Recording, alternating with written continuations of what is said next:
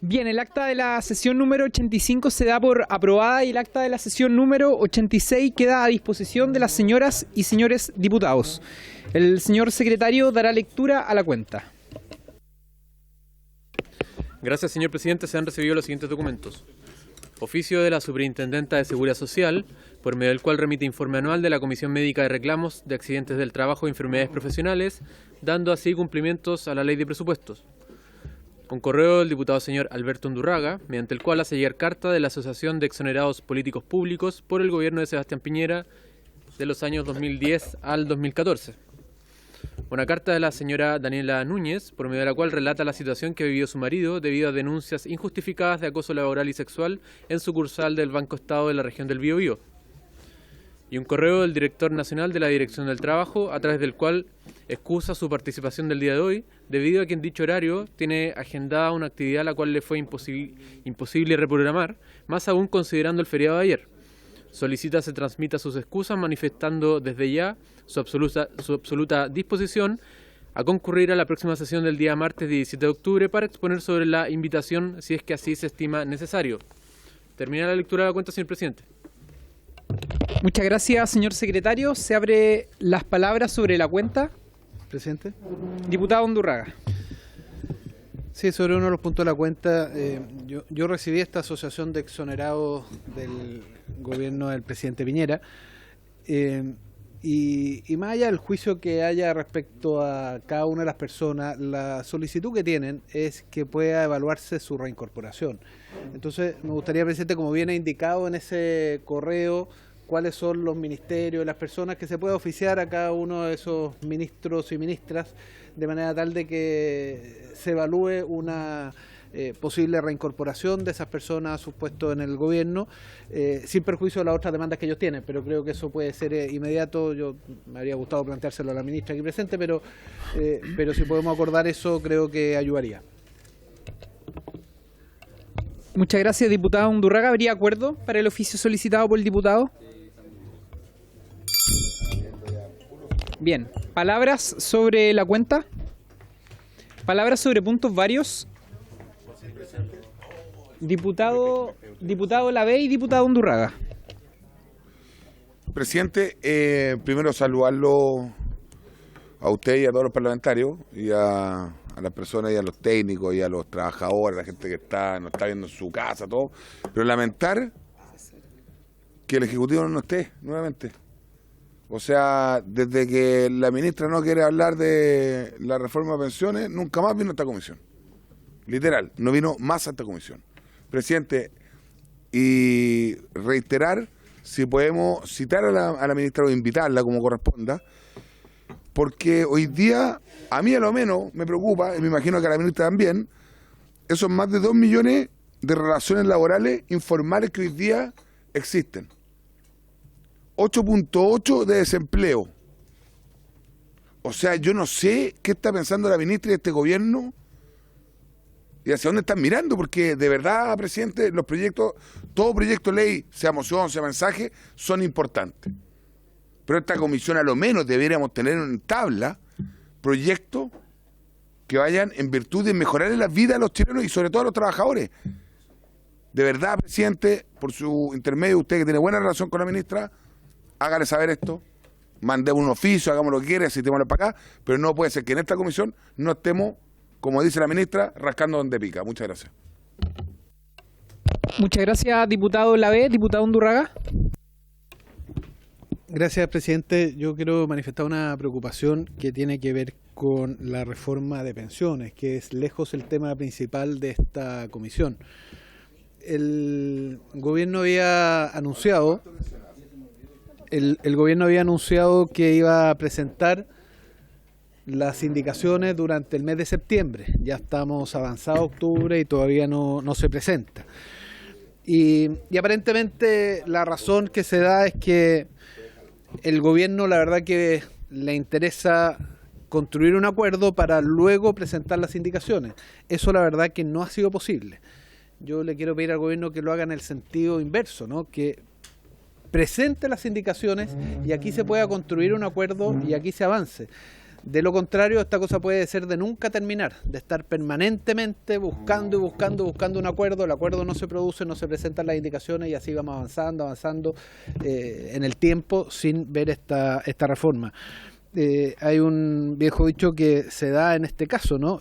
Lo mejor es enemigo de lo bueno y claro, por intentar lo mejor vamos a lograr un acuerdo con todos y ahí presentamos las indicaciones. Como eso no se ha dado, yo lo que quiero sugerirle al gobierno, lamentablemente no estoy hoy día, pero no sé si lo oficiamos por esto, a lo mejor no tiene mucho sentido, pero lo que quiero sugerir al gobierno, es decir, a los parlamentarios del gobierno que están aquí presentes, que se lo puedan hacer saber también en las distintas reuniones internas, que presente las indicaciones. Y a partir de las votaciones que se hagan en las distintas comisiones y el trabajo previo a la sala se pueda construir un acuerdo. Y si se va sin acuerdo al Senado, bueno, que se vaya sin acuerdo al Senado, pero se construye y se avanza finalmente en la reforma de pensiones. El peor escenario es no avanzar. Y creo que el gobierno se equivoca cuando no presenta las indicaciones que el mismo gobierno comprometió a presentar. Eso, presidente. Gracias, diputado Undurraga. Diputado Sauerman.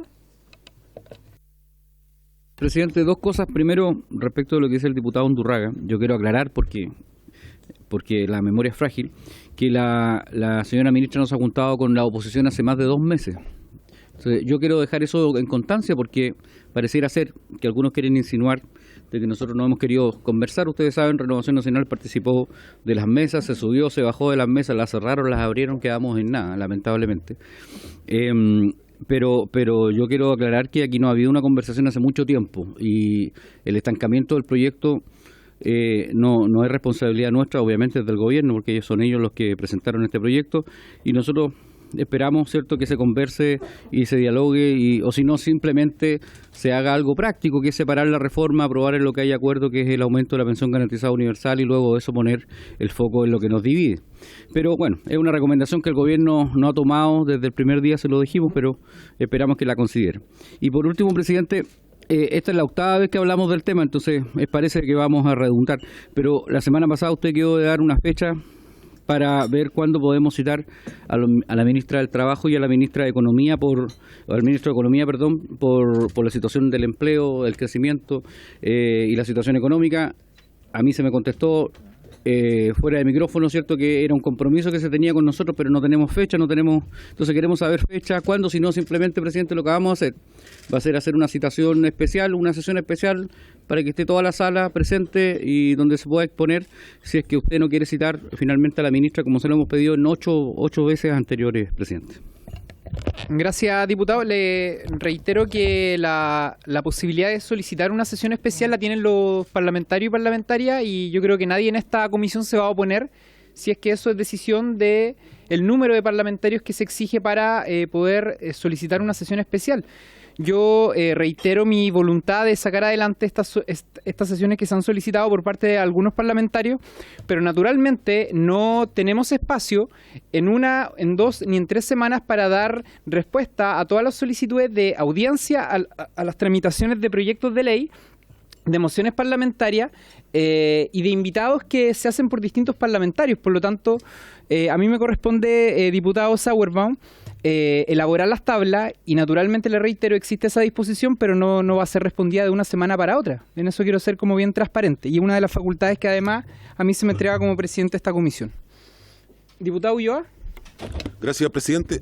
No, solamente solicitar si podemos agendar poder recibir a los trabajadores de las plataformas tales como Uber y otras, que fue solicitada hace un par de meses aproximadamente. Había consideraciones que efectivamente coincido con el diputado Frank Sauerborn, como está diputado leal, respecto del aumento lamentablemente del desempleo.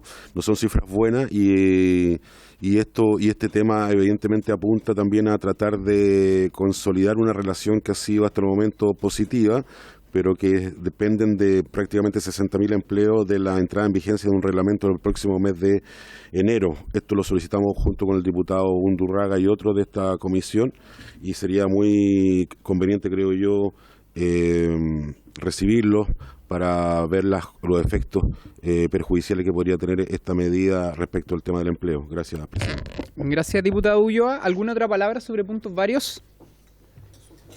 Bien, la sesión de hoy tiene por objeto continuar con el estudio del proyecto de ley originado en moción de las diputadas señoras Musante, Delgado, Molina y Osandón y de los diputados señores Giordano, Leal, Ulloa y Undurraga, don Alberto, que modifica el Código del Trabajo con el objeto de incorporar un permiso para asistir a personas en riesgo de suicidio, que es el boletín número 16.267-número 13. A esta discusión del proyecto ha sido invitado el señor Pablo Centeno Muñoz, director nacional de la Dirección del Trabajo, quien lamentablemente se excusó, no pudo asistir por tener compromisos adoptados con anterioridad, pero sí nos acompañan dos profesionales, dos psicólogas que fueron sugeridas por parlamentarias de esta comisión, doña Amira Yuri Najas y también don Pablo Ferrer González. Una de ellas se encuentra conectada telemáticamente y entiendo que don Pablo está presencial. Vamos a darle entonces la palabra en primer lugar a don Pablo.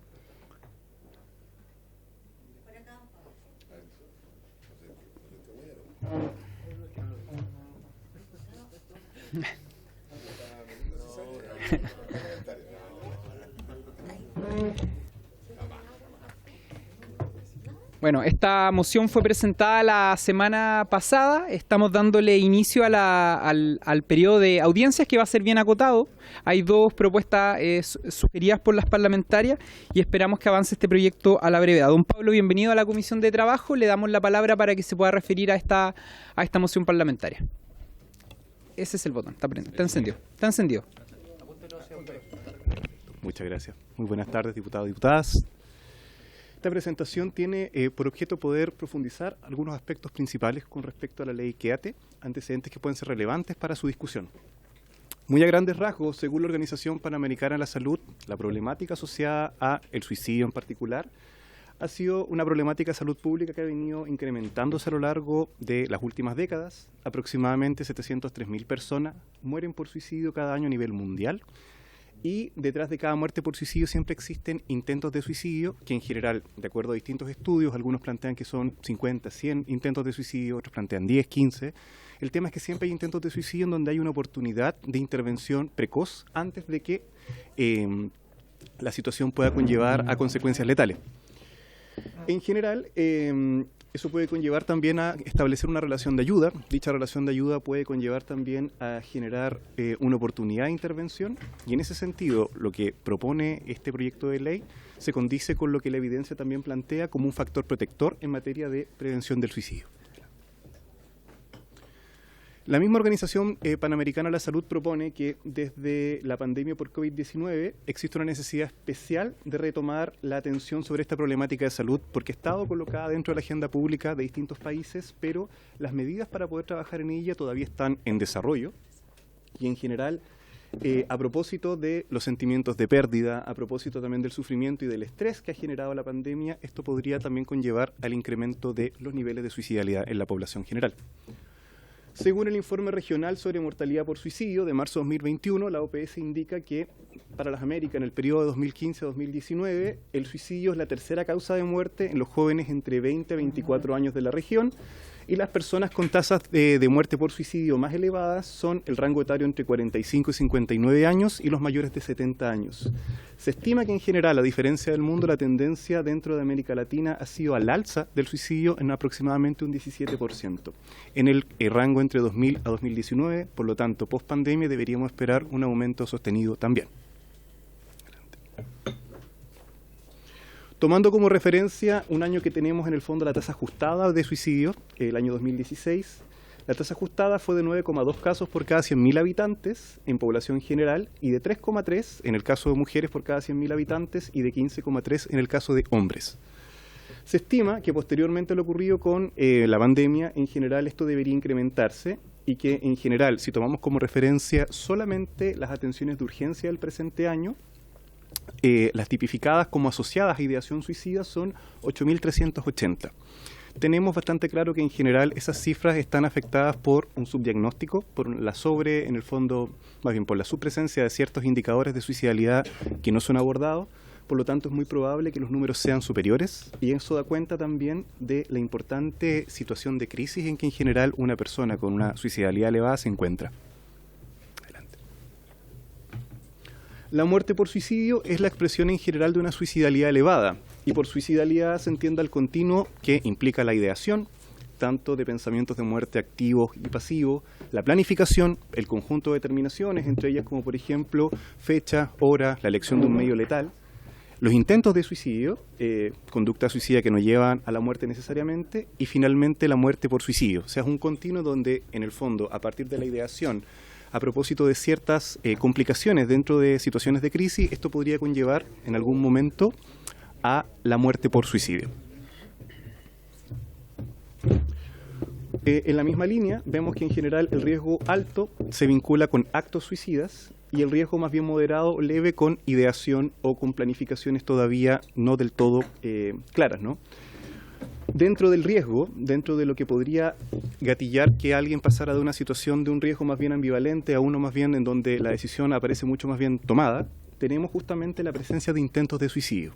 Tenemos distintos factores de riesgo asociados a lo que es el incremento de la suicidalidad y la muerte por suicidio.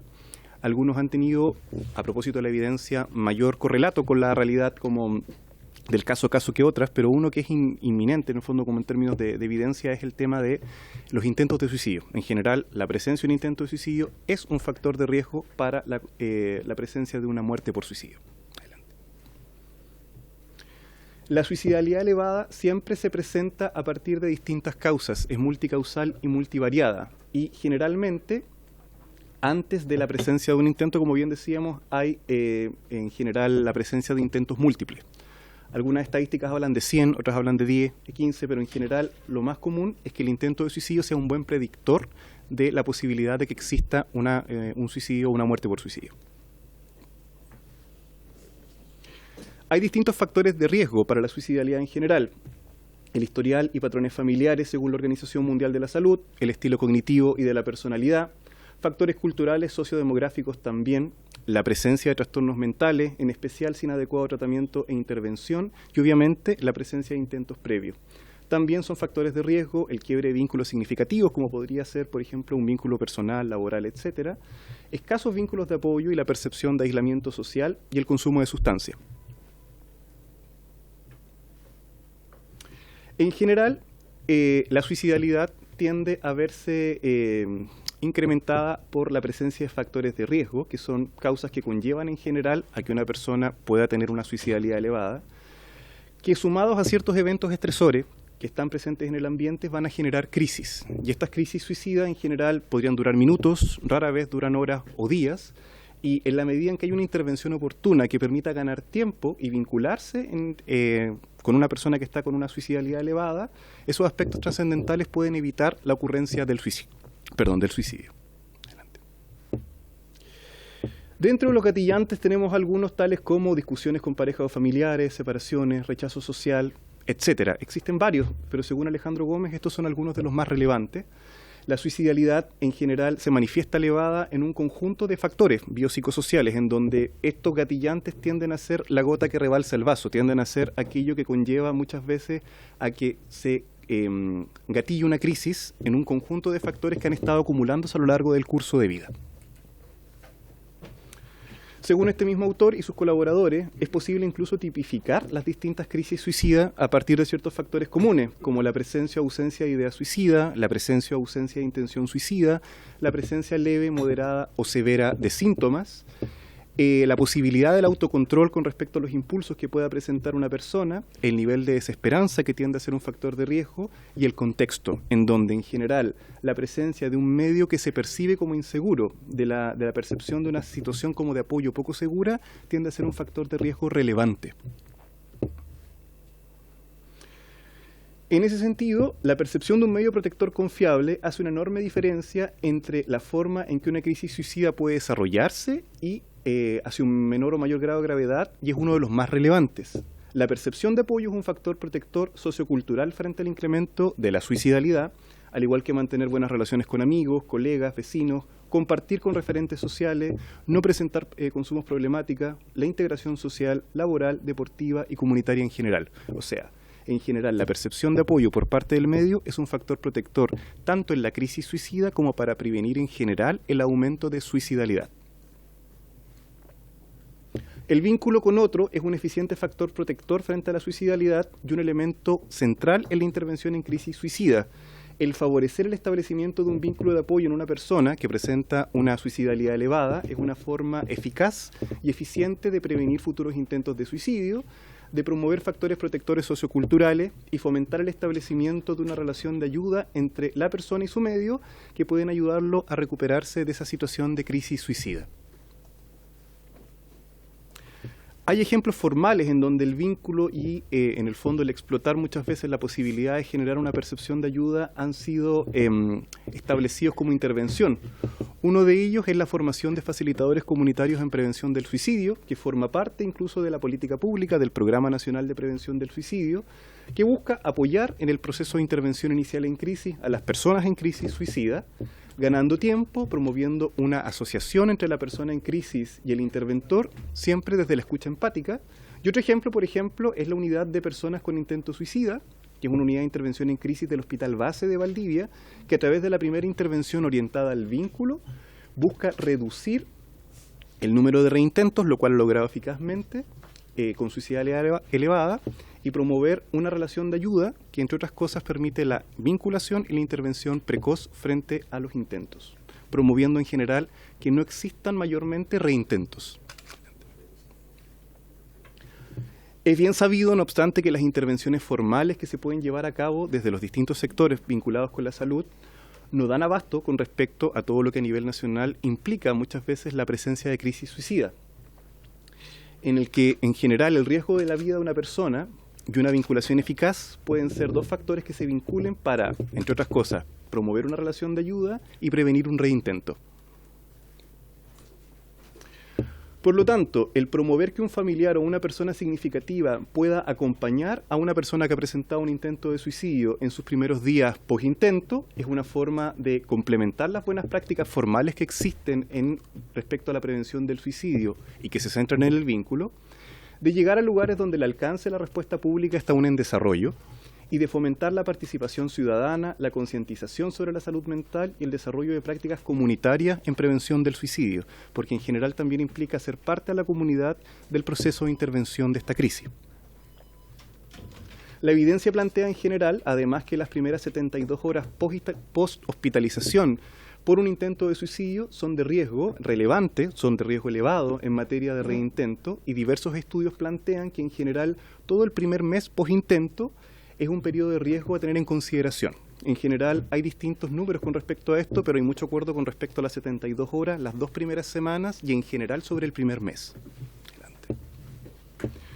En ese sentido, tanto los plazos como la orientación del presente proyecto de ley sobre el que estamos reflexionando justamente hoy, 10 de octubre, el Día de la Salud Mental, recoge una necesidad relevante en un formato apropiado que la evidencia tiende más bien a respaldar.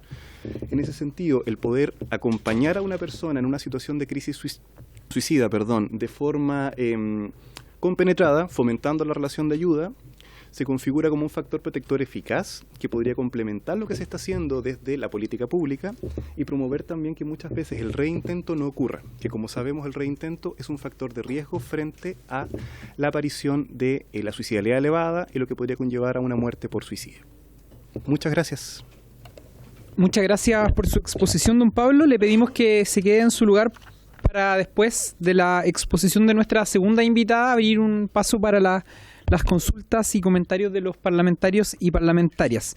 Vamos entonces a darle el paso a nuestra segunda invitada, también psicóloga, doña Amira Yuri Najas, quien se encuentra conectada telemáticamente. Bienvenida, Amira. Buenas tardes a todas y todos. Agradezco la invitación y agradezco también la fortuna, ¿no?, de que mi colega haya intervenido en este momento anteriormente, porque creo que la información que él nos ha compartido nos da un marco que me permite tal vez ser más breve y a la vez enfocar la temática desde el punto de vista de cómo lo puede vivir una familia, que me parece que es tremendamente importante en la relevancia que tiene este proyecto desde el punto de vista social. Siempre la muerte de un ser querido, ¿verdad? Es un duelo profundo y es una de las grandes penas que vivimos todos los seres humanos. Pero cuando la muerte ocurre por decisión propia, por suicidio, es un doble dolor. Un doble dolor porque se agrega al dolor de la pérdida sentimientos de culpa y el sentimiento constante a través del tiempo, ¿no? La instalación de una pregunta que suele acompañar a la familia tal vez para siempre, que es, ¿pude hacer algo más? ¿Por qué no estuve? ¿Por qué no estuve? ¿Por qué no pregunté más? ¿Por qué no me preocupé más? ¿Por qué no le demostré más cariño? Etcétera. Y como todos sabemos, uno de los grandes dilemas que tenemos los seres humanos es el equilibrio entre trabajo y familia. Y creo que justamente este proyecto de ley favorece y me parece absolutamente necesario en el sentido de que una familia que está atravesando por el difícil trance de tener un miembro con una problemática de salud mental importante y cuando ya se ha establecido un riesgo de suicidio, el tema del acompañamiento significativo desde el punto de vista afectivo para el propio paciente, es sin duda, como lo decía mi colega, un factor protector importantísimo. Y hoy día, que afortunadamente se ha instalado mucho más en los temas públicos, ¿verdad? En los temas de debate público, de interés público, el tema de la salud mental. No voy a dar más cifras, ya lo hizo mi colega, creo que las cifras son tremendamente alarmantes para todos. Ya estamos pasando de la luz amarilla a una luz roja potente. Y en este sentido, quiero destacar que desde el punto de vista de la vivencia de una persona que ha experimentado ideación suicida, un intento de suicidio, una de las vivencias más importantes es el sentimiento de soledad y de desamparo. Y cuando hablamos de soledad y desamparo, no estamos hablando solamente de vínculos cercanos como los familiares, sino de un contexto social más amplio. De manera que los sistemas de trabajo, los sistemas que permiten o no permiten equilibrar adecuadamente los tiempos de trabajo y los tiempos de familia, son tremendamente relevantes acá.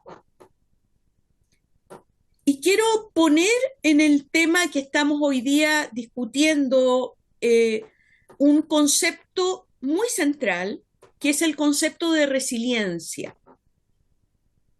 Y destacar en ese concepto que la resiliencia no es solamente un fenómeno individual de personas más fuertes o personas más débiles.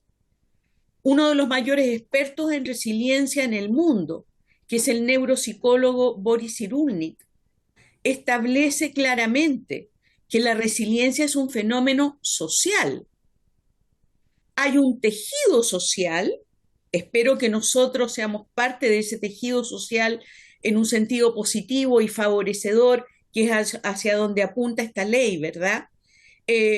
Hay un tejido social que permite o no permite el desarrollo de la resiliencia, especialmente en personas jóvenes, que es donde está hoy día el mayor riesgo.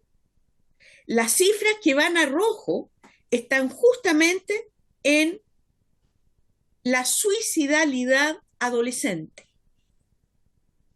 De manera que favorecer los tiempos en que un trabajador puede dedicarse a brindar apoyo y cuidado a una persona con riesgo suicida, evidentemente establecido ese riesgo suicida desde un punto de vista profesional, como bien lo dice el proyecto que yo leía presentado por ustedes, ¿verdad? Me parece que estamos frente a una tremenda posibilidad de que seamos como país y como sociedad una sociedad más resiliente, que permita mayor resiliencia individual, que permita a través del acompañamiento y del cuidado de un otro significativo, el poder salir de esta sensación interna, subjetiva de desesperanza, que puede llegar a ser tan potente como para que una persona decida, y lamentablemente a veces actúe con éxito en la decisión de quitarse la vida. De manera que el permitir a través de esta ley, desde mi punto de vista, el permitir un tiempo generalmente dedicado al trabajo y poder ocupar ese tiempo autorizadamente, y autorizadamente no solamente desde el punto de vista formal, ¿verdad?, sino que creo que también simbólicamente esta ley da una señal como sociedad de que estamos preocupados, y preocupados en el hecho de poder llevarlo a la acción, de que todas las personas que viven el sufrimiento de pensar que la vida ya no tiene sentido o que su vida es una carga para otros, pueda sentirse importante, cuidado, acompañado en un momento de crisis que es literalmente de vida o muerte. Y los temas de vida o muerte no son solamente vividos a nivel individual por una persona, son vividos también por una familia, por una sociedad, por un país. De manera que desde el punto de vista psicosocial, efectivamente, incorporar a esta ley el permiso, tal como está expuesto, para que una persona, un otro significativo, acompañe, cuide, apoye a una persona que está en severo riesgo de subvalorar su propia vida, salir adelante y por lo tanto dar una señal potente como sociedad que las personas nos importan. Y nos importan no solo en la palabra, sino también en los hechos. Creo que eso es lo que puedo comentarles hoy día. Espero que la ley y particularmente esta iniciativa tenga éxito, porque lo vivo todos los días en la consulta, lo vivo profesionalmente de manera muy importante. Las señales de alarma están prendidas hace ya tiempo y creo que sin duda tenemos que pasar a la acción social, a la acción como país y como comunidad. Así que vuelvo a recalcar la relevancia de esta iniciativa como un factor protector importantísimo y espero que tenga éxito. Muchas gracias. Muchas gracias, Amira, por su exposición. Vamos entonces a abrir una ronda de consultas, de comentarios de los parlamentarios y parlamentarias para nuestros dos invitados. Diputada Osandón y Gracias. diputado Giordano. Gracias, presidente. El hecho que no hayan tantas preguntas no quiere decir que no estemos interesados en el tema, porque justamente creo que estamos muy de acuerdo en el tema, ¿ya? Porque, claro, porque estamos muy de acuerdo, ¿no? Yo quiero agradecer ambas exposiciones. Creo que de aquí tenemos como dos campos. La parte como médica, porque aquí hay una persona que tiene que establecer que hay un riesgo suicida, ¿no? ¿Y quién va a ser ese otro significativo? Porque yo me imagino cuando una persona ha cometido o podría cometer un intento de suicida, ¿no? La persona está muy mal, se la pregunta y probablemente va a escoger, no probablemente a la mejor persona para que lo ayude en este trance, para poder resolver este problema, ¿no? Entonces, así, desde el punto de vista profesional de usted, ¿quién decide? O sea, ¿quién decide esa persona significativa? Porque mientras más adolescencial la persona, yo creo que es más complejo el tema. Y el otro tema que tenemos que resolver, probablemente, presidente, ojalá votáramos esto luego, después tenemos que entrar como en la cosa más compleja, porque aquí no hay presupuesto. En el fondo, cómo buscar alternativas para que este proyecto realmente pueda ser ley. O sea, el tema tal vez de recuperación de esas horas, porque todos sabemos que aquí todos estamos muy conformes con esto, pero no es fácil encontrar la plata, o sea, el presupuesto para que para esta persona pueda recibir su sueldo y no que se vea mermado, ni mucho menos, porque si no caemos en otro problema en la familia, de insolvencia o etcétera, ¿no? Entonces, no sé si vamos, como yo le pregunto a usted en esto, presidente, en el fondo, cómo vamos a ir avanzando con esto, porque tendríamos tal vez a través de los asesores y nosotros mismos ver cuál podrían ser las alternativas, porque en este minuto yo tengo entendido que no tenemos una propuesta de parte del Ejecutivo, así como económica exactamente, pero sí podríamos llegar a lo que ya alguna vez hablamos, que es como la recuperación tal vez, para no incluir presupuesto exactamente en este proyecto. Así que esa es una pregunta genérica a ambos dos, con el tema de quién decide en el fondo, quién es esta persona significativa, y por otro lado, qué vamos a seguir con este proyecto. Gracias, presidente. Gracias, diputado Sandón, el diputado Giordano, la diputada Musante, el diputado Undurraga y el diputado Ulloa. Muchas gracias, presidente.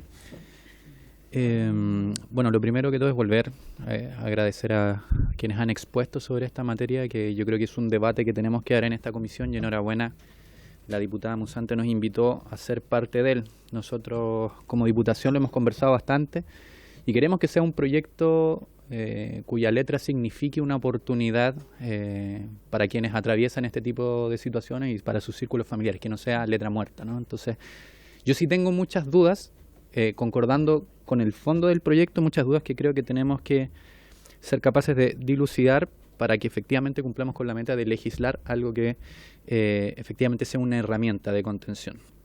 Entonces, lo primero que quería preguntar, porque yo tengo entendido que no existe ningún impedimento constitucional para que nosotros pudiésemos, por lo menos para el sector privado, la discusión del sector público es otra, pero pudiésemos establecer condiciones para que esto fuese un permiso remunerado, ¿no? Y le quisiera pedir a la Secretaría que nos lo aclare, porque entiendo que en ese sentido no estamos traspasando nuestras facultades y por lo tanto podríamos efectivamente considerarlo un permiso excepcional, remunerado, que ocurre en casos muy específicos y que requiere una... Bueno, de todas maneras, ahí se lo solicito a la Secretaría para que se pueda pronunciar luego de mi intervención. Me sumo a la pregunta de la diputada Sandón, por su intermedio, presidente, respecto de quién es el profesional de la salud y cómo se designa. Y sumo un antecedente más a lo que preguntaba ella, porque también hay casos donde, bajo ideas suicidas y en una situación muy compleja en términos humanos, probablemente la persona incluso no pueda designar a nadie, ¿no? Y tenga que ser un tercero que intervenga, y ahí urge pensar cómo eso puede coexistir en una legislación que permita a un tercero cuando la persona que está pasando por el conflicto, por el problema de salud mental con idea suicida, no puede hacerlo, ¿no? Entonces ahí hay una variante adicional, además de cómo lo designa, cuál es el límite de consanguinidad o si es persona significativa en el sentido más amplio de la palabra, porque de una u otra manera la idea es que además el permiso signifique un soporte para la persona, ¿no? ¿Qué más? Bueno, si ustedes conocen, cualquiera de nuestros expositores, doña Mira o usted, legislación comparada donde este tema se haya abordado como con una idea similar, que nos permita entender cómo podemos avanzar en algo que sea comprensivo y que además recoja lo mejor de la experiencia internacional. Y sobre aquello, presidente, me gustaría solicitar que desde la comisión pudiésemos pedirle algún informe en Derecho a la Biblioteca Nacional del Congreso sobre iniciativas que se enmarquen en permisos. Entiendo que en España existen referencias y quizás en otros países donde podamos entender quizás a cabalidad cómo se ha abordado este tema y los efectos que ha tenido. Y lo segundo, bueno, está por resolverse lo que le solicitaba a la Secretaría, si puede ser un permiso remunerado o no, pero desde su opinión profesional. Para que un permiso de esta naturaleza sea efectivo, para que se ocupe, para que además no signifique un problema para los grupos cercanos o familiares que tienen que enfrentar este tipo de situaciones, si es conveniente avanzar de todas maneras en un permiso que sea remunerado. Yo soy de la idea que sí, ¿no? Que uno debiese pensar que este permiso, que además es muy excepcional, que ocurre en raras situaciones, debiese garantizar esos mínimos donde no exista, por ejemplo, una represalia por haberlo hecho. Entonces, pongo sobre la mesa también la discusión sobre un eventual fuero y tampoco un perjuicio remuneracional, que me parece fundamental, no añadirle más problemas a las familias de los que van a tener con esto. Eso por ahora. Si se me ocurre algo más, presidente, le pido la palabra. ¿No? Muchas gracias, diputado Giordano. Diputada Musante, después el diputado Undurraga. Gracias, presidente. A mí me gustaría hacer propia la pregunta que ya han mencionado los colegas anteriormente acerca del alcance del concepto de la persona significativa y a propósito de otro elemento que se ha puesto sobre la mesa que tiene que ver con la remuneración en sí del principio. Soy de la idea del diputado Giordano de solicitar un informe en derecho comparado. No solo existe un caso en España, sino que en Francia, donde son los propios trabajadores quienes hacen una suerte de donación de permiso para situaciones como esta a sus colegas, lo que también me parece que es muy interesante de explorar en esta comisión porque dota de un elemento de solidaridad dentro del ámbito laboral, así que creo que sería bueno también conocer las experiencias comparadas y, por cierto, si es que lo ves dentro del marco más cultural, ¿no? Dentro de los espacios de trabajo, este permiso, ¿cuál es la valoración que hace en concreto acerca de la remuneración también, que era lo que planteaba el diputado Giordano? Agradecer, por cierto, las exposiciones de ambos. Muchas gracias. Muchas gracias, diputada Musante, diputado Undurraga, diputado Ulloa. Sí, yo quiero agradecer las exposiciones y quiero ir a un asunto bien práctico que es cuántos días se requieren, porque de su exposición usted nos señalaba primero las 72 horas iniciales son muy críticas, después una semana y después un mes. Entonces, si eso está fundamentado en cifra, en evidencia, de manera tal de poder tomar una decisión, porque inicialmente se pensaba hasta 2 semanas renovable una vez, eso calza con el mes completo, pero me gustaría saber qué evidencia hay de aquello, porque naturalmente, como esto es algo sin financiamiento, mientras más largo sea el periodo, más problema hay para la familia por el lado del financiamiento, ya lo decía la diputada Sandón. Entonces, me interesaría poder saber más respecto a esto de los plazos. Muchas gracias, diputado Undurraga, diputado Ulloa y después diputado Leal. Gracias, presidente. Agradecer la exposición de ambos. Un par de preguntas que se relacionan con lo ya expuesto por los demás. Precisar el tema del medio protector confiable. Creo que en la exposición suya, ¿cierto?, aparece el medio protector confiable o acompañamiento significativo, en fin. Yo creo que entendemos todo a lo que nos referimos, pero porque de alguna manera cuando uno legisla tiene que establecer ciertas personas que van a ocupar ese lugar, ese espacio, ¿cierto? Ahora, para hacerlo bien, hay que precisar muy bien quiénes son ese acompañamiento, más allá de los consanguíneos. Generalmente uno parte por lo consanguíneo, pero en este tipo de cosas no siempre es la solución. Entonces, quizás precisar, para elaborar una buena legislación relativa a ese punto, cómo hacerlo. Y para eso se necesita apoyo profesional del área de ustedes. En segundo lugar, me pareció que usted habló de la experiencia del Hospital de Valdivia como algo muy específico en nuestro país. Si es posible que usted nos pueda hacer acompañar ese estudio, porque creo haber entendido que hay un acompañamiento con la familia, ¿cierto?, como primer vínculo que hay post episodio, ¿cierto? Y a lo mejor existe alguna evidencia que nos permita, más allá del sentido común, que uno parte por el sentido común, pero tal como señala el diputado Undurraga, uno requiere evidencia también. El sentido común indica que el acompañamiento es importante, pero hay que acompañarlo con cierta evidencia, y quizás sería muy importante para nosotros que nos acompañe en un lenguaje ojalá muy simple, muy llano, ¿cierto?, muy cercano, cuál ha sido la experiencia de ese plan en el Hospital de Valdivia. Y en tercer lugar, quizá a través suyo, presidente, quizás pedirle a la biblioteca si tenemos legislación comparada, tal como lo habías hablado alguien, creo que el diputado Giordano, desde el punto de vista del acompañamiento familiar, más allá del tema si es feriado en otros países, o sea, si es permiso remunerado o no remunerado, pedirle a la biblioteca un informe respecto de este tema desde el punto de vista del acompañamiento como remedio o medida eficaz en los episodios de tipo suicida. Gracias, presidente. Gracias, diputado Ulloa. Diputado Leal. Presidente, solamente para una pregunta al gobierno, al Ejecutivo. Pero a lo mejor el asesor puede... No, la ministra, para informar, está en la votación de la sala del proyecto de seguro de cesantía, que se está votando en la sala del Senado. Es el motivo por el cual no está. Sí, pero ¿puedo preguntarle al asesor o...? O sea, la pregunta la puedo hacer, estoy aclarando el por qué no está el Ejecutivo. Ok. Diputado. No, lo que pasa es que hay un tema que es relevante que pasa con... Yo he estado más o menos todos interesados en este proyecto. El tiempo son 14 y 14. Da la impresión que a lo mejor podría ser un poquito más. Pero el tema es cómo se financia eso, porque... Y ahí va la pregunta al Ejecutivo, si hay disposición de buscar de que patrocinen este proyecto de ley, porque si no va a quedar un permiso sin goce de sueldo. O sea, hay que buscar algún mecanismo, si el Ejecutivo está dispuesto a patrocinarlo. Esa es la pregunta concreta, presidente, solo eso. Gracias, diputado. Voy a darle la palabra a la Secretaría porque la moción parlamentaria a lo que se refiere es a una modificación al Código del Trabajo, según lo que yo entiendo. Eso es sector privado y por lo tanto no arroja gasto al sector público, similar característica a la que tiene la iniciativa de la reducción de la jornada de las 40 horas, por ejemplo. Señor secretario. Presidente, como está concebida la moción, no irroga gasto para ninguna de las partes. Sí irrogaría gastos y tendría que ser patrocinado por el Ejecutivo si ustedes agregaran que el permiso es pagado. No, y el sector privado también, presidente. Porque el artículo 65, número 4...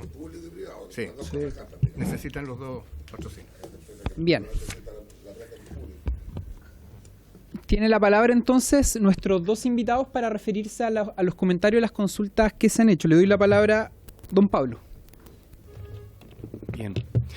Voy a partir desde atrás hacia adelante, en el fondo desde lo más concreto a lo más general. A propósito de la experiencia del Hospital Base de Valdivia, hay una unidad de intervención para personas con crisis suicida que es en conjunto gestionada con la Universidad Austral de Chile.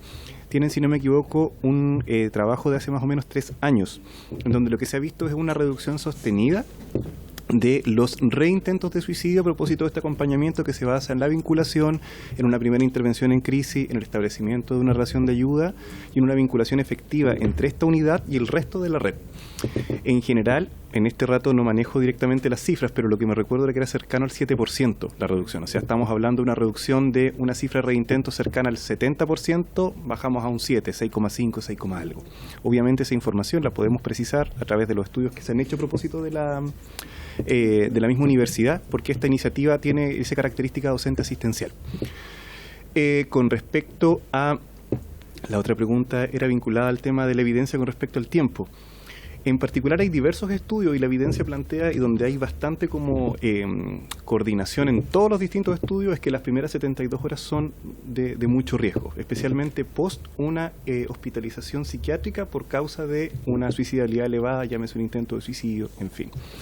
Con respecto a los otros plazos, la verdad es que sería importante revisar un poquito más en extenso probablemente.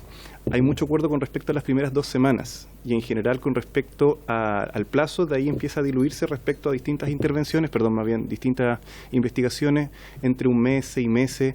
En general, todas tienden a concebir las 2 primeras semanas y las primeras 72 horas como un plazo crítico, pero a propósito también de que la suicidalidad es muy variable, de que depende mucho de lo que ocurre persona a persona, de los factores protectores y de riesgo que pueden estar presentes en un determinado medio, es difícil precisar un plazo que pueda ser general, en términos como de poder generalizarlo más allá de repente ciertos factores de riesgo que podrían incrementar muchas veces la posibilidad de que haya una crisis aguda.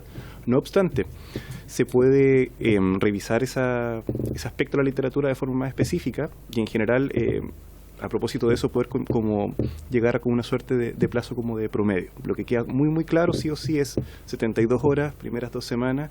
De ahí en adelante, de acuerdo a cómo haya evolucionado esa crisis, es posible que pueda existir un plazo complementario en algunos casos más complejos. Esa era la segunda pregunta, ¿cierto? Después, persona significativa.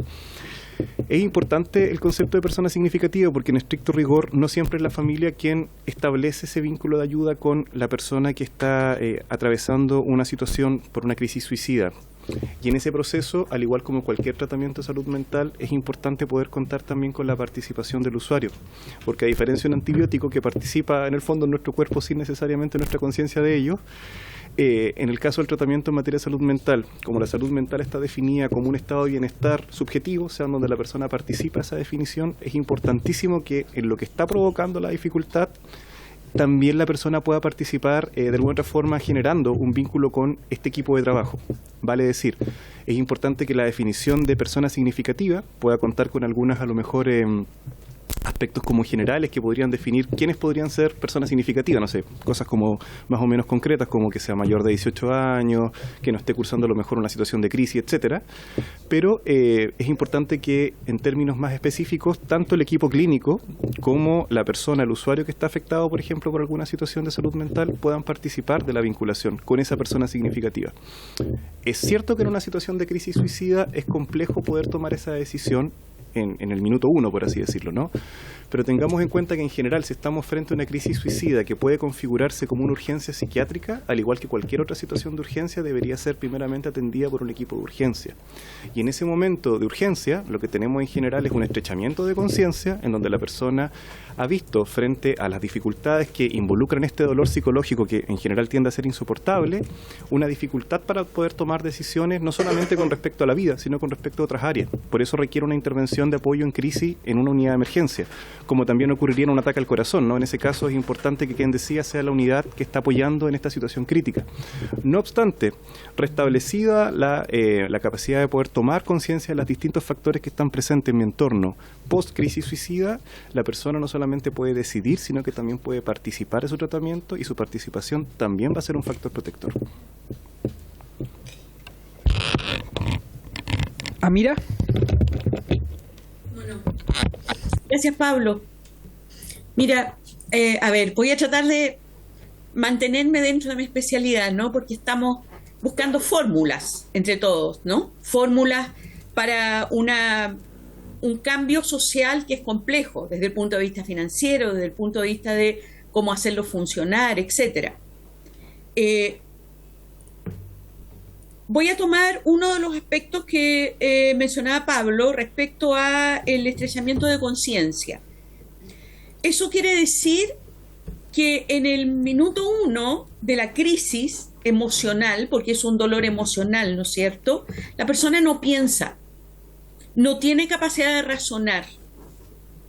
De manera que pensando en si estamos buscando una respuesta a quién sería el otro significativo, quién sería el acompañante, yo creo que una medida práctica muy importante es identificar un profesional tratante, que puede ser psiquiatra o puede ser psicólogo. Ahora, en las buenas prácticas, tanto de la psiquiatría como de la psicología, el profesional siempre intenta, más que imponer una decisión o una medida, ¿verdad?, el acordar con el paciente cuál será la mejor decisión. Evidentemente, es impensable, creo, una medida de este tipo sin tomar, en primer lugar, la opinión del afectado. Pero es verdad que no puede ser la única opinión, porque probablemente, como alguno de ustedes lo mencionaba, ¿verdad?, especialmente si estamos frente a un caso de un adolescente o de una persona que pueda tener otras limitaciones para tomar la decisión, creo que en el fondo la designación de quién es el otro significativo, que va a ser el acompañante en estos dos periodos que está planteando la ley, yo creo que fundamentalmente esa decisión debe estar respaldada por el profesional tratante. ¿Ya? Otra pregunta que ustedes hacían, ¿verdad?, que también en gran medida la contestó Pablo, es el tema de los plazos. ¿Cuánto tiempo? ¿Y qué evidencia tenemos evidencia de investigación, ¿verdad?, para decir con cierto respaldo efectivamente los tiempos significativos que han demostrado un efecto de disminución en el riesgo suicida son tales. Yo me inclino a pensar que en esto, así como el concepto de emergencia, a mí no me gusta la diferencia entre salud física y salud mental, ¿no? Pero si tomamos como referente lo que pasa en un ataque cardíaco, por ejemplo, indudablemente que la medida hay que tomarla en el momento más inmediato posible a la crisis suicidal. Más inmediato posible porque es el momento en que la persona está más vulnerable y que necesita con urgencia percibir desde su ambiente, no solo desde su interior, desde su ambiente, que hay apoyo ambiental. Y para que esa persona, ya sea un familiar, ya sea un amigo cercano, ya sea el padrino, la madrina, etcétera, pueda tomar esa medida, es que estamos en esta conversación de hoy día. Para que ese otro significativo que esperemos que sea acordado entre el paciente y el profesional tratante pueda hacerlo, es que necesitamos definir, ¿verdad?, o normar que esa persona va a poder ausentarse del trabajo por un periodo determinado.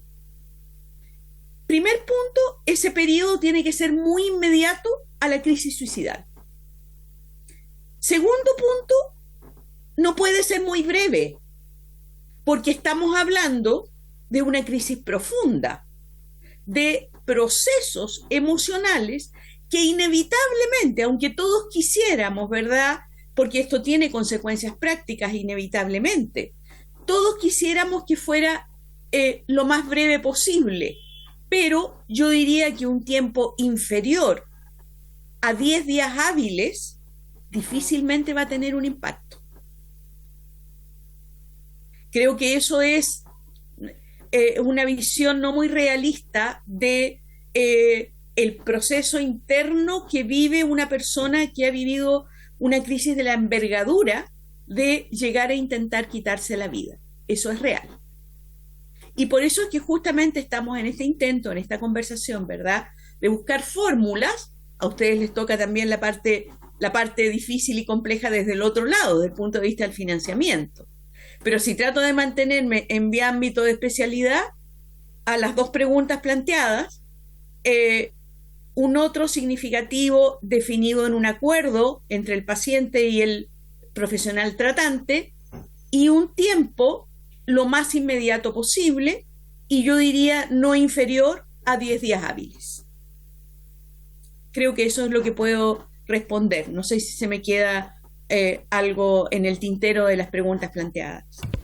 Muchas gracias, Amira, por sus respuestas. Le reiteramos los agradecimientos a Pablo. Yo no sé si quedó alguna otra consulta, duda sobre este debate. Yo quería proponerles a los integrantes de la comisión que pudiésemos votar hoy en general este proyecto, la idea de legislar, para abrir un plazo de indicaciones y darle tramitación a esta iniciativa, en la medida de que exista acuerdo. Hoy día, además, el Día de la Salud Mental.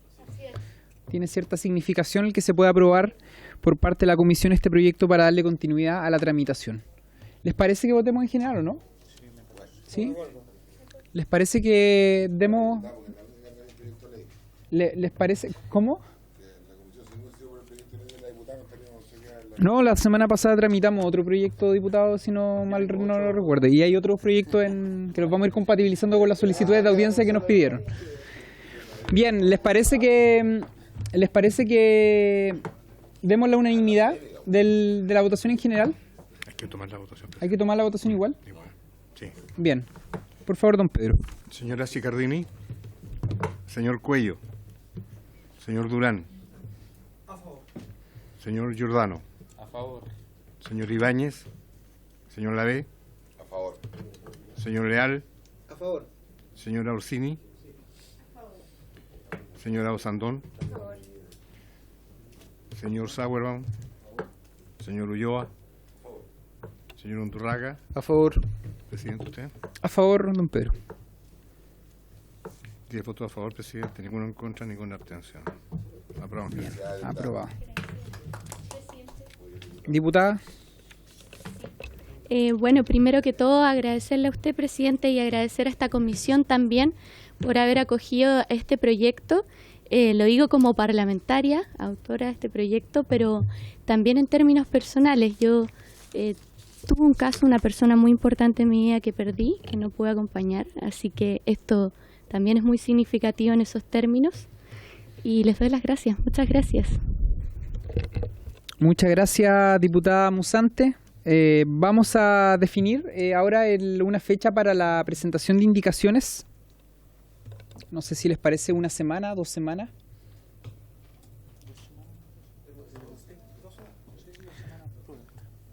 2 semanas. ¿Les parece entonces el lunes 23 para darle tramitación el martes 24? Perfecto. Ya, lunes 23 entonces, hasta las 12 de la noche se reciben indicaciones en la Secretaría para posteriormente iniciar la votación en particular el martes 24. Le agradecemos a Pablo y a Amira por haber sido parte de esta discusión. Los liberamos, como decimos acá en la comisión, para darle paso al próximo punto. Muchas gracias. Hasta luego. Bien, antes de concluir la comisión, el diputado Sauerbaum me solicitó la posibilidad de escuchar a dirigentes, trabajadores de la salud, entiendo, diputado. Se encontraba presente don Omar Solís Gómez, quien es vicepresidente de FENACENT. ¿Está bien? Don Omar, pase adelante, por favor.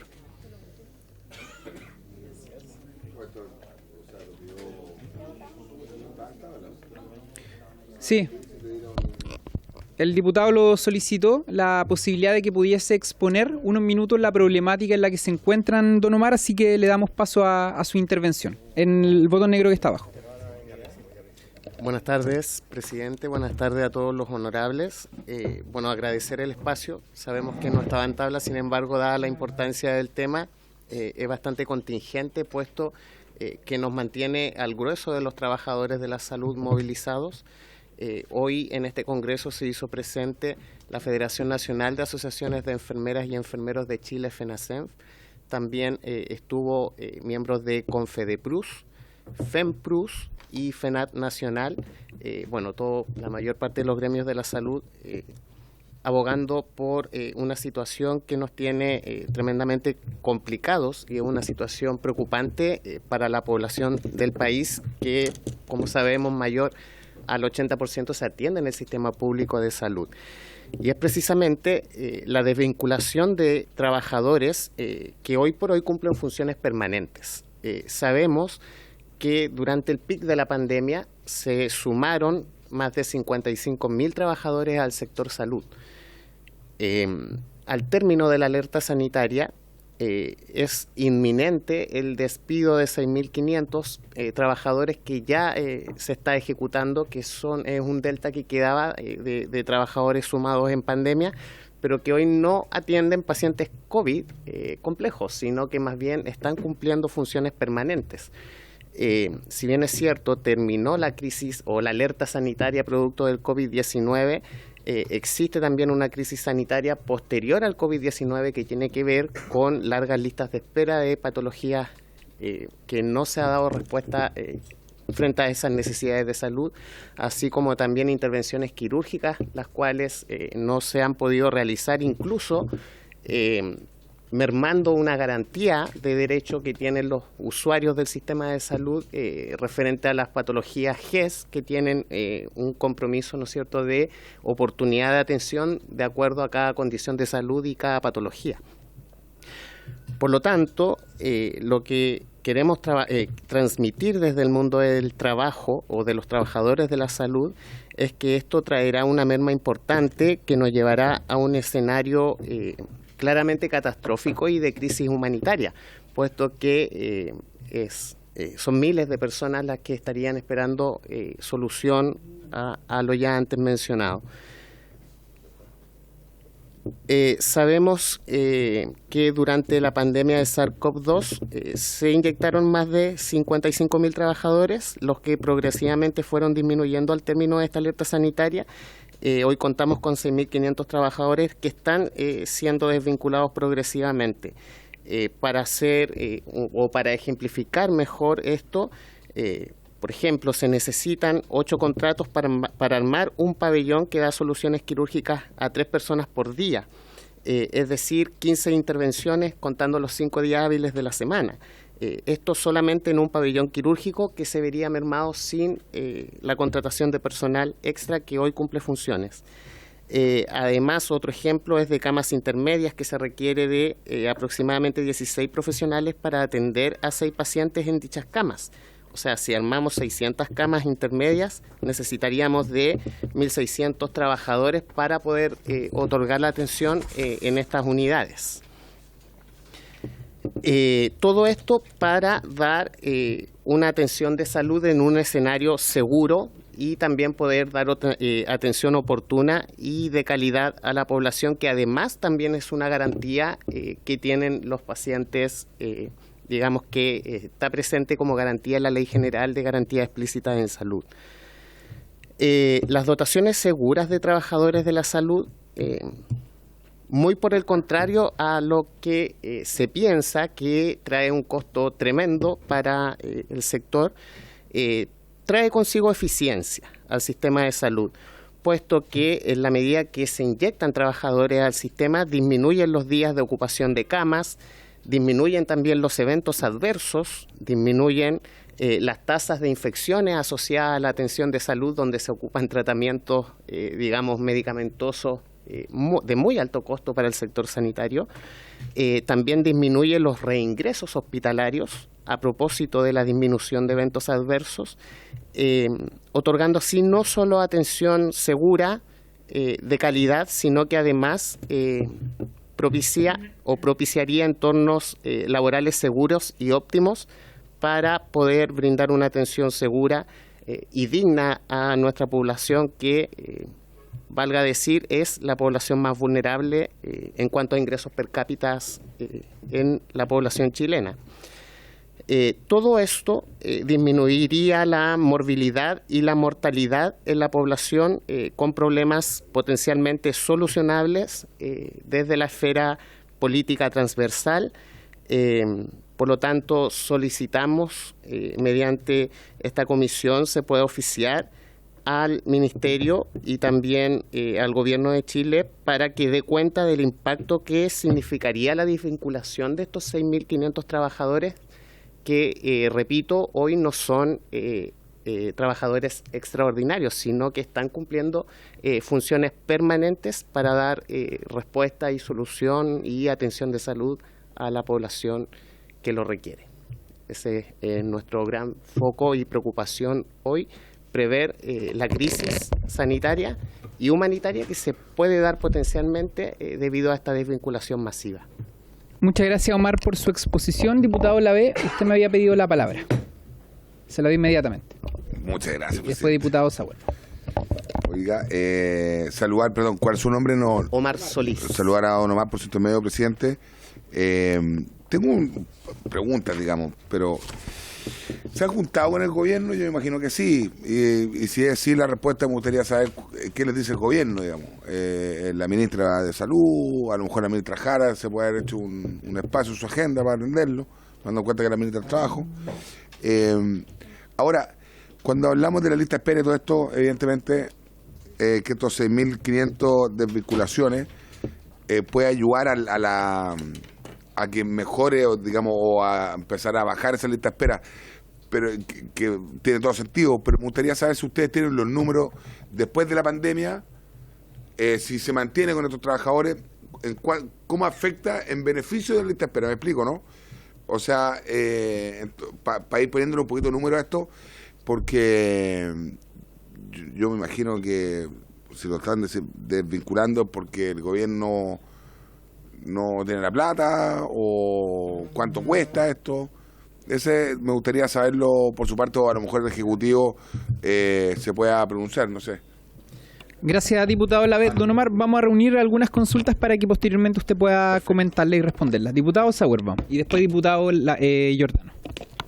Gracias, presidente. Bueno, primero agradecerle por acceder a esta reunión, porque no estábamos convocados para esto, pero estaban abajo varios dirigentes que paralelamente a esta reunión están en otras reuniones tratando de ser escuchados, porque eso ha sido uno de los problemas que han tenido. Justamente no se han podido reunir con las autoridades. De hecho, nosotros estamos tratando de gestionar que vengan a la comisión mixta de presupuesto el próximo lunes, donde va a estar el Ministerio de Salud para ver el tema del presupuesto. Pero la pregunta que le quiero hacer yo a Omar es súper cortita, pero yo entendí de las palabras del presidente Boric hace unos días que habían unos recursos especiales y hizo alusión a estos 6.000 trabajadores en su discurso. Entonces yo no sé si él se refería a eso o a otra cosa. Por eso sería importante que nos explicara, porque la verdad que provocó un poco de confusión entre nosotros. Entonces no sabemos realmente si hay intenciones de mantener a los trabajadores o no. Y si los despidos, la otra pregunta es si los despidos ya comenzaron o hay una fecha, porque entiendo yo que habían recursos hasta el mes de octubre y luego eso ya quedarían muchos trabajadores sin ser, digamos, parte del staff de los hospitales, de los consultorios donde se requieren. Gracias, presidente. Gracias, diputado Sauerbaum. Diputado Giordano. Muchas gracias, presidente. Don Omar, muchas gracias por su clara exposición. Yo había tenido la oportunidad de reunirme con el gremio de enfermeras y enfermeros a propósito de esta misma temática.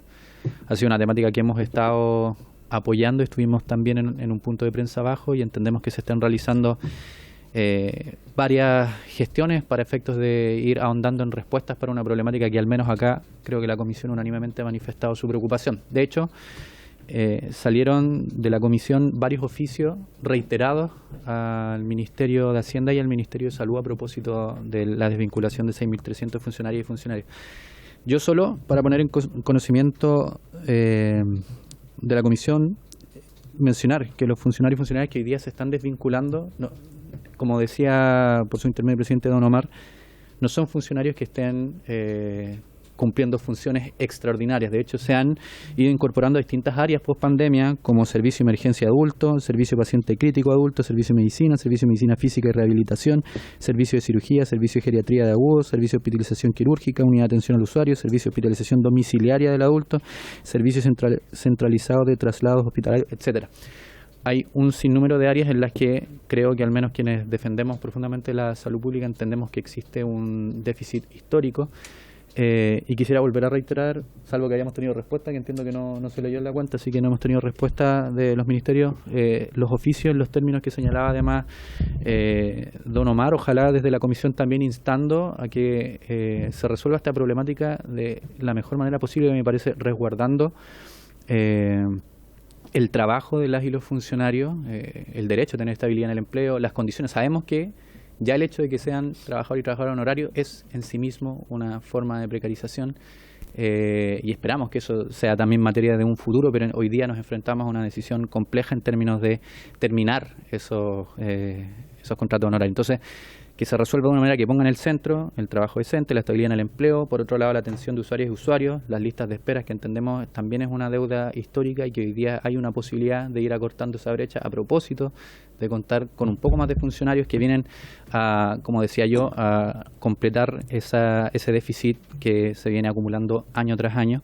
Y finalmente también una decisión sobre lo que significa una nueva política de salud pública a futuro, ¿no? Yo en este sentido he sido muy claro y hay un compromiso con una reforma de salud que evidentemente significa poner en el centro otro modelo y eso creo que pasa también por fortalecer a las y los funcionarios en su rol con dotaciones que permitan hacerse cargo de lo que significa garantizar salud al pueblo de Chile. Así que eso, presidente, muchas gracias. Gracias, diputado Giordano. Omar. Sí, muchas gracias por sus intervenciones y consultas. Nosotros, en el ánimo siempre de agotar el diálogo con nuestras autoridades, sí nos hemos reunido con la ministra, pero esto debido a presiones más bien ejercidas por los gremios de la salud, los cuales la semana recién pasada tuvimos que organizar una movilización para que se pueda conformar una mesa tripartita más bien, entre Ministerio de Salud, Ministerio de Hacienda y trabajadores de la salud, de lo cual tuvimos una respuesta no muy auspiciosa para nosotros ni para la población en general, puesto que se habla de la posibilidad de mantener de este delta de 6.500 trabajadores a 1.800 trabajadores, ¿ya? Pero estos con recursos que ya están inyectados en la partida presupuestaria y que son principalmente cargos de expansión, ya que son asociados a nuevos centros asistenciales en nuevos cargos. Sabemos que hay nuevos hospitales que han abierto, nuevos centros de salud, por lo tanto está asociado a eso. Entonces nosotros no vemos que esta solución que están dando va a venir a mermar, digamos, las atenciones postergadas, sino que más bien no se está reconociendo una alerta, porque gracias a la alerta sanitaria teníamos los recursos para sostener esta dotación de trabajadores, pero finalizada la alerta ya no contaríamos con estos recursos y no se está reconociendo una alerta post-pandémica, que tiene que ver con atención en cáncer, diagnóstico, tratamiento de enfermedades crónicas no transmisibles descompensadas, de listas de espera quirúrgica y principalmente también problemas de salud mental en la población. El perfil de nuestros pacientes ha cambiado. En el escenario post-pandémico, las hospitalizaciones que antes se denominaban perfil del paciente básico o el paciente de cuidados medios, ha ido virando hacia la hospitalización domiciliaria, donde se resuelven más bien estos problemas de salud, también con equipos extraordinarios, también ocupando personal contratado en pandemia para estos efectos. Y el perfil del paciente hospitalario ha aumentado en su complejidad tremendamente, así como ha aumentado la complejidad, bueno, al alero del aumento de la tecnología en salud, de los nuevos tratamientos en salud, se ha ido complejizando un poco la atención de estos usuarios. Por lo tanto, vemos como necesario la permanencia de estos trabajadores en el sistema de salud. Bueno, infortunadamente no hemos tenido grandes compromisos para mantener estos trabajadores, sino que más bien han estado dependiendo siempre de un presupuesto asignado, la situación que nos tiene a los equipos de salud sumamente estresados, ¿ya? ¿Por qué digo que sumamente estresados? Porque bueno, ya se ha comprobado a través de estudios también de salud mental y física en los trabajadores de la salud, que más de 2/3 de los trabajadores ha tenido que recurrir a licencia médica, situación que también sigue estresando al equipo sanitario y por supuesto también a las autoridades sanitarias, quienes deben cubrir o suplir estos cargos para dar atención. Por eso mencionamos y somos enfáticos en decir que la inyección de recursos en salud, especialmente del recurso trabajadores, trae consigo eficiencia. Eso está demostrado mediante estudios internacionales. Linda Aiken, de la Universidad de Pensilvania, es una de las principales exponentes y que hace esta relación de costo-beneficio finalmente de inyección de recursos de trabajadores versus lo que gastaría el sistema de salud en atender pacientes descompensados o con problemas de salud asociados a baja dotación de personas, de trabajadores de la salud. El mismo estudio este año se instaló en Chile en más de 40 centros de salud de alta complejidad, tanto públicos como privados, principalmente públicos, más de 35 hospitales públicos, de la mano de investigadoras de la Universidad de los Andes. Esperamos tener prontos resultados porque la verdad es que es inminente los problemas de salud que se pueden generar en la población a partir de la desvinculación de estos trabajadores que cumplen funciones permanentes. Muchas gracias, Omar.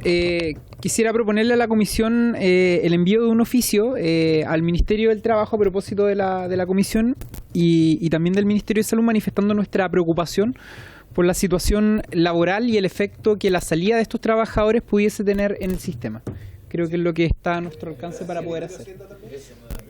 ¿Les parece? Si me permite, tendría que ser un oficio reiterativo, porque hemos mandado 3, de acuerdo, 2 a trabajo y 1 a Hacienda, o sea, reiteramos. A propósito de que escuchamos también a Omar como representante de los trabajadores. ¿Bien? ¿Habría acuerdo o no? Bien, Omar, le agradecemos pues. El diputado Sauerbaum nos pidió un espacio para que usted pudiese exponer y bueno, la disposición de la comisión siempre está, pero son limitadas nuestras atribuciones. De todos modos vamos a hacer envío de este oficio al cual le he hecho mención. Gracias por la disposición. Bien, pues don Omar. Y por haberse cumplido el objeto de esta sesión, esta se levanta.